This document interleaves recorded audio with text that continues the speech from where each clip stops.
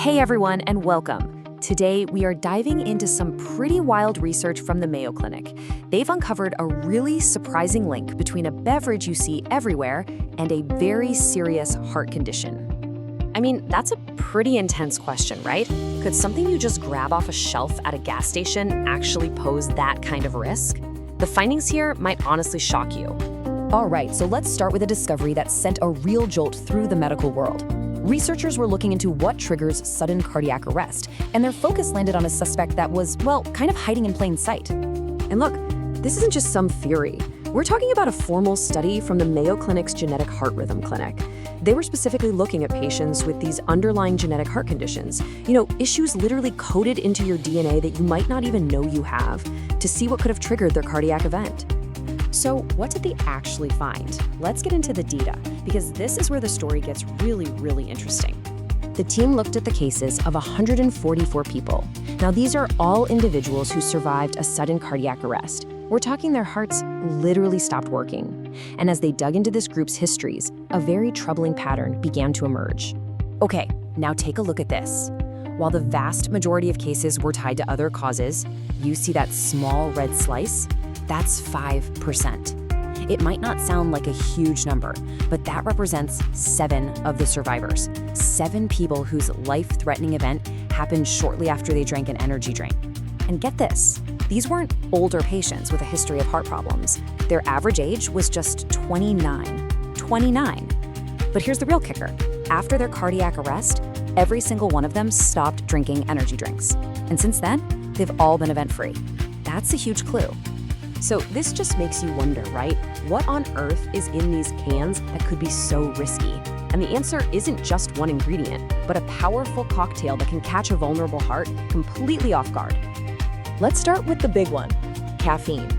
An average 8-ounce cup of coffee has about 100 milligrams. Now look at the energy drink. Some of them can pack up to 300 milligrams in a single can. That is a massive jolt to your system all at once. But the caffeine is just the beginning of the story. The problem goes way deeper.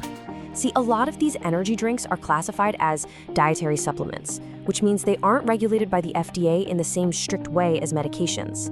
They're also filled with other unregulated stimulants like guarana and taurine. This lack of oversight can create a perfect storm in a can. And this quote from the study's lead investigator, Dr. Michael Ackerman, just nails it. It's not one thing. It's the sheer amount of these chemicals and the specific combination of them that can basically ambush a heart that's already a little bit vulnerable. Now, you might be thinking, okay, this only matters for people who already know they have a heart condition. But hang on, because this is where the research suddenly becomes relevant to a much, much wider group of people. Just look at this number, 1 in 200. That is the estimated number of people out there with one of these genetic heart diseases. That's not some tiny, rare condition. We're talking about millions and millions of people.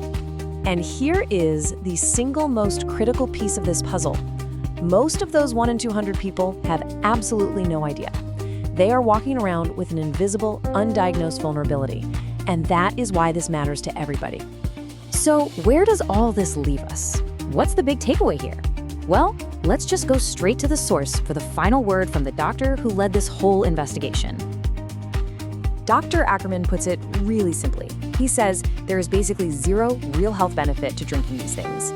So when you weigh that against any potential risk, even a small one, the calculation just doesn't add up, especially for anyone with a potentially fragile heart. And here is his most blunt, no-nonsense advice. For anyone with a known genetic heart disease, or even if you just suspect you might have one, the appropriate dose of one of these drinks is 0. None. It's a crystal clear warning about a risk that's simply not worth taking. Dr. Ackerman talks about this risk equation, and that really is the question this whole thing boils down to, isn't it? When you balance a temporary energy boost against even the tiniest possibility of a catastrophic event, is that equation ever really worth it? And that leads us to our final thought. Knowing that 1 in 200 of us could be walking around with an unknown vulnerability, the ultimate question isn't just about the drink, it's about you. Is your heart healthy enough to handle this chemical combination? That's something to seriously think about.